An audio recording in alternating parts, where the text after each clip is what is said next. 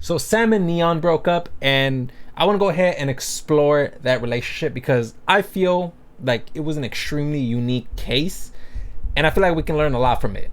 Kitty, what are you doing, kitty? I'm sure you guys know by now that N3on broke up with his ex-girlfriend Sam, but if you guys don't know, just to give you guys a quick rundown, he ended up making a video on Kick, or a stream on Kick, and he talked about the situation, talking about that he's probably never gonna get back with Sam again. And just recently, Sam ended up dropping a mixtape of highlights between her and N3on's best moments together.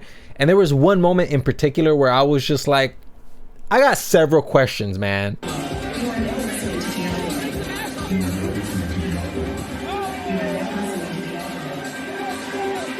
Why is that in your highlights video? I mean, I understand if you want to share like some of the most intimate moments, but that moment, and even N3on misses her too. There'll be times in the stream with Sneeko where he'll just randomly bring up Sam. He doesn't even say her name. He'll just talk about how he misses her. I'm gonna just say it, I miss her. I don't give a fuck. I'm a loser, bro. I miss her, bro. I miss her, bro. Oh my god, bro. I can't, bro.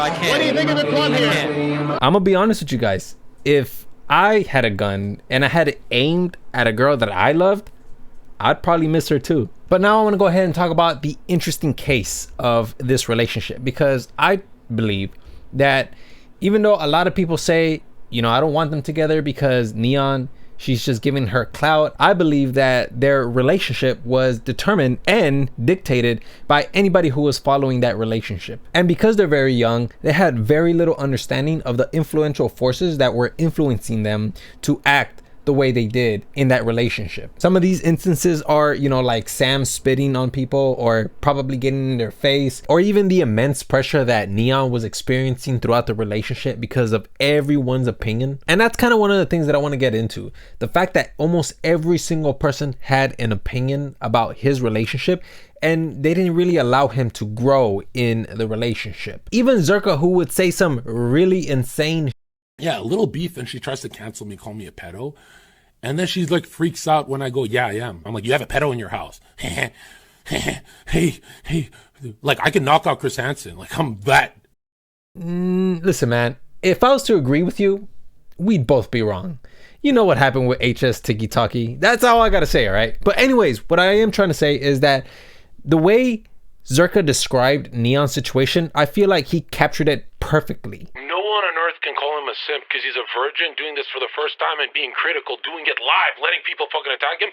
Do you know how many homies we have who after 4 wives are still simping for some dumb mid bitch? That's true. He's doing it for the first time. How the can we judge? Just 4 or 5 years ago, we were doing what the he was doing after 100,000 girls. We 100,000 girls and still simp. And yeah, I agree with Zherka, because how often do you hear, especially men online, oh, he's a simp, he's a simp. When you're in a relationship and you break off with your girlfriend, I mean, you can't help but want to miss her because of all the operant conditioning that happened, you know?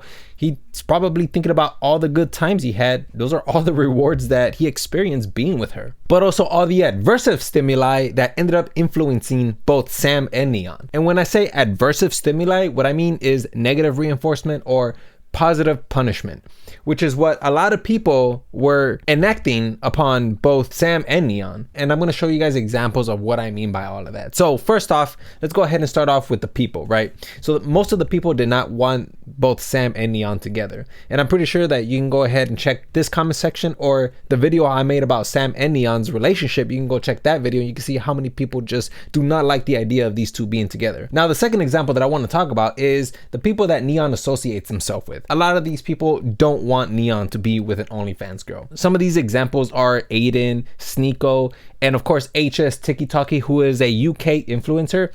Him and Sam had a back and forth in front of N3on talking about how she's probably not a good fit for N3on. She hasn't. Business, what we've done. You don't fancy him. You don't fancy him. You don't fancy him. You don't fancy him. I do actually. You have no idea what goes on. Really? He's told me that you've not slept together. He's told me that you've not done anything together. If you fancied him, then you would in 4 or 5 weeks have seen each other every single day. You wouldn't have even. Forget that I'm like celibate. Like you're stupid. Celibate, but you do OnlyFans. All right. Remember adverse stimuli? Okay, this is what it looks like. And you can see that both N3on and Sam are both stressed about the situation, but mostly Sam. Sam is the one that is experiencing the entire brunt of this back and forth, which is an environmental factor that is definitely going to put a lot more strain on the relationship. Another instance is when you have people that you admire or respect or even like on social media, and then they come to you trying to make a joke out of you. The first example of this is an influencer by the name of N3on, also known as the Bill Clinton kid. This guy, he ended up meeting or crossing paths with N3on, and he kind of just took a jab at him. How you doing? Hold on. Oh, it's this. Listen, I want to tell you something. Oh my God. I want to tell you something. Listen, honestly, I think that Sam girl, I think she really loves you, man. Oh, thank you, bro. Not! Adversive stimuli. Like imagine you end up meeting somebody that you've seen online, you're happy to see him, and then out of nowhere he just takes a jab at you. Like, how's that gonna make you feel? And that's not even the only example. There's also another example with Vitaly, who has had a very controversial past, but one of the OGs of YouTube, correct? He also ended up meeting N3on, and N3on was excited to meet him. Yo, N3on, can I get an autograph, please? Huh? Can I get an autograph? You know who this is? Do you see how N3on is excited to see that Vitaly, the man, the OG, is there to I guess get an autograph? Check out how Vitaly completely robs N3on of that excitement. What's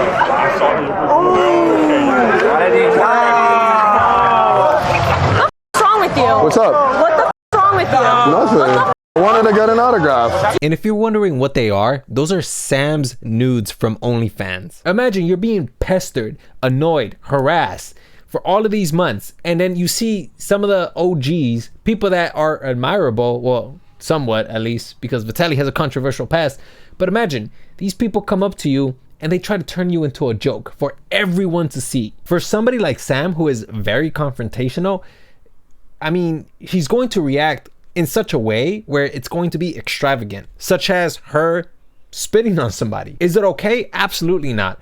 But at the same time, Vitaly can't sit there and say that, you know, he didn't play no part of it, because believe it or not, what he ends up doing next is he ends up calling the cops on them. 911 operator 245. Hi, yes, I've been assaulted at Zoo Culture Gym by Sam Frank.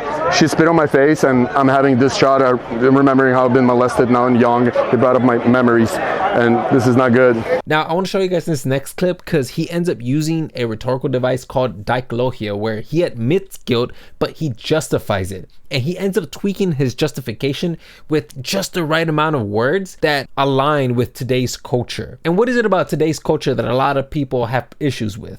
Well, there's double standards. Men aren't doing that well. If a woman ends up committing such an action, she can get away with it, while a man who ends up committing the same action cannot. So what do you think Vitaly's argument is going to be? I'm pretty sure that you could just piece together those three issues, and you can probably come up with the same justification he probably comes up with. Guys, let me, like, all jokes aside, with you spit in a woman's face right now, you're going to jail, right?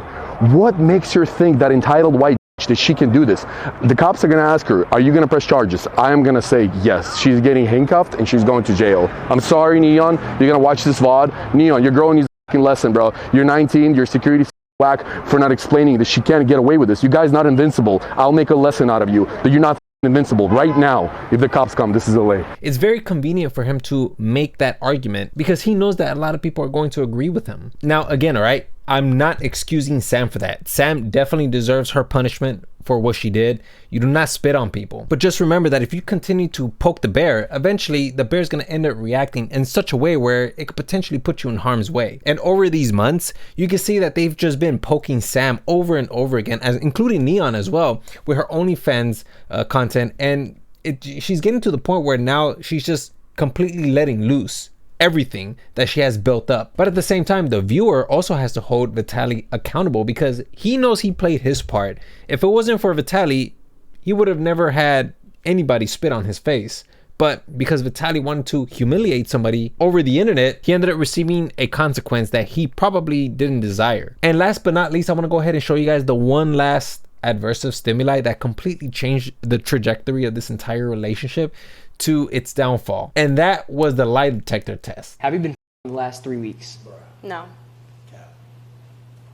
Whoa! I'm actually, get this off me now. I'm done. No, I'm actually fucking done. Get this off me. I haven't had sex with anyone. I'm literally celibate. I hate this thing. Get it off me now. I'm so dead ass, bro. I haven't had sex with anyone. This is pissing me the off. And if you take a look at the comment section down below, you can see that nobody believed her and everybody was against her. As a matter of fact, they all thought that it was just crocodile tears. And the thing is that that's not on accident.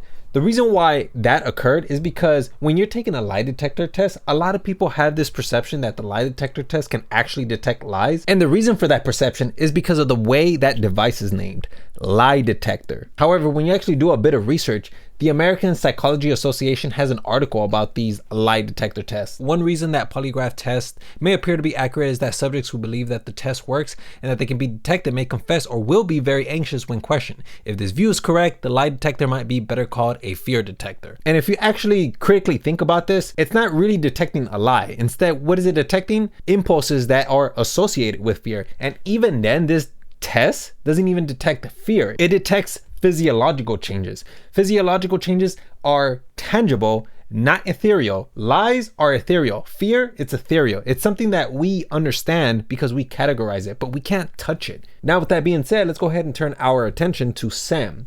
Now, the problem with this lie detector situation with Sam is that no matter how she went or approached it, she was gonna come out looking bad anyways. And even if she didn't want to take the exam, guess what? It still would have made her look guilty. It almost gives the appearance as if she has something to hide. The only way that she would have walked away without any problems is if every single question came out a positive. But obviously that wasn't the case. And now the fans have the perception that she's a liar because the way that machine is titled, lie detector. And with a name like that, it's most definitely going to prime the audience to think that, you know, there's some sort of deception going on. And because that's the only concept in their mind, deception, they're gonna associate that with Sam no matter what. So guys, I know it's a lot of information, but hopefully you guys understand that I'm not here to defend Sam, because in my last video where I talked about N3on and Sam, there's a lot of angry people thinking that I was defending Sam.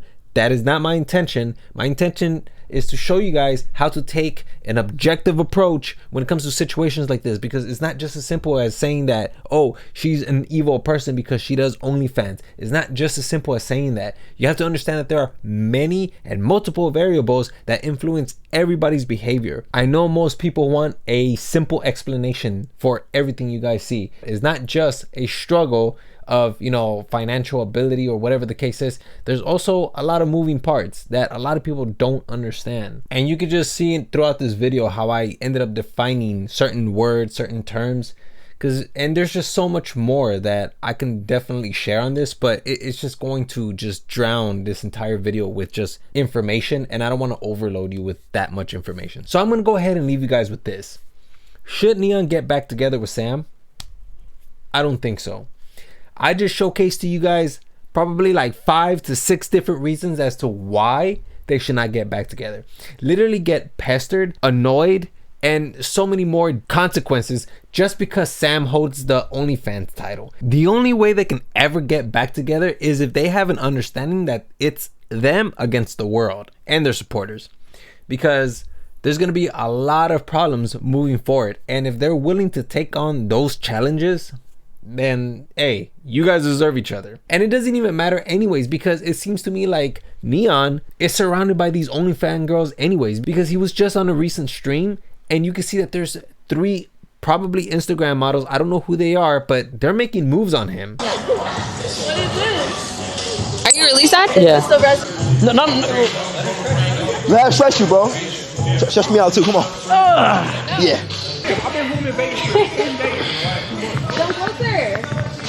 Closer. You broke up with one OnlyFans model to move on to the next OnlyFans model? What's the point of that? At least with Sam, it just felt natural. But here, it just seems like they're trying. They're trying a little too hard. None of you guys have OFs, right? What the f? Oh my. Ah, great. I did not know that. Wow. You did know that. No, you said you didn't make one yet. Oh, well, I made it like 2 days ago.